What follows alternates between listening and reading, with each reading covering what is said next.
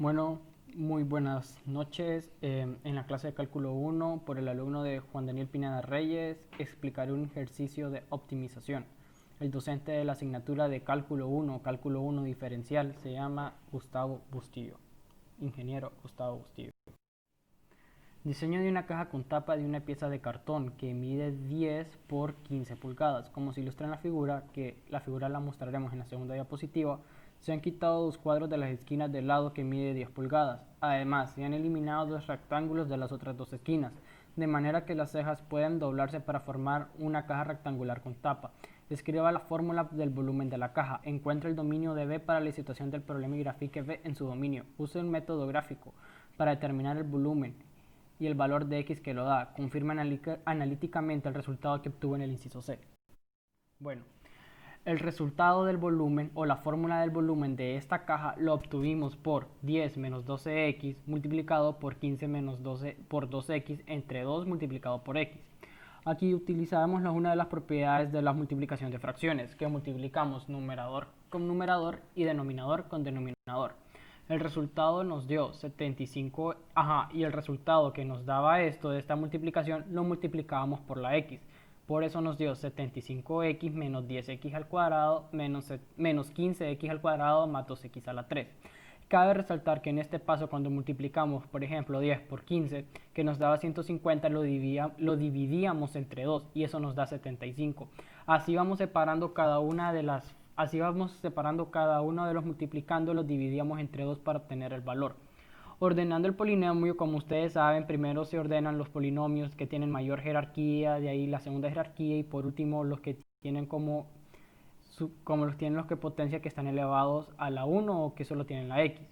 El resultado nos dio 2x a la 3 menos 75 menos 15x al cuadrado más 75x menos 10x al cuadrado. Como ustedes saben que el menos 15x al cuadrado y el menos 10x al cuadrado, como ambos tienen la misma potencia, los podemos sumar.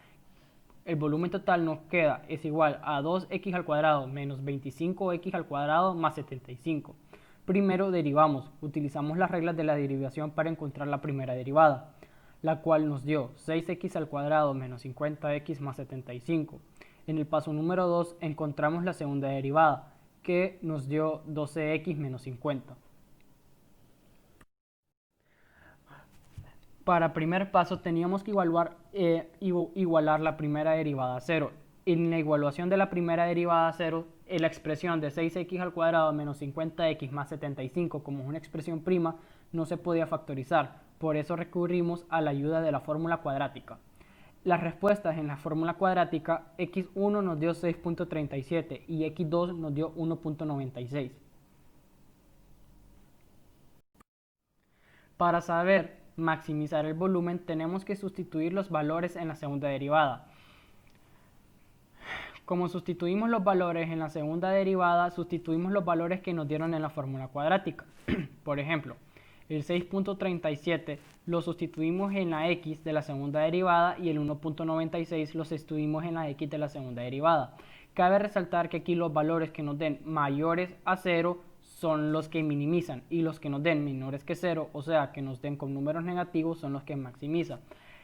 Cuando nosotros empezamos a evaluar esto, notamos que el factor que maximiza porque el resultado da negativo es el 1.96, porque si multiplicamos 12 por 1.96 menos 50 nos da negativo 26.48.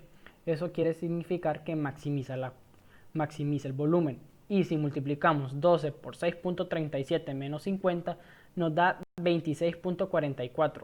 Eso significa que el volumen no lo puede maximizar por las leyes de la derivación porque es mayor a 0.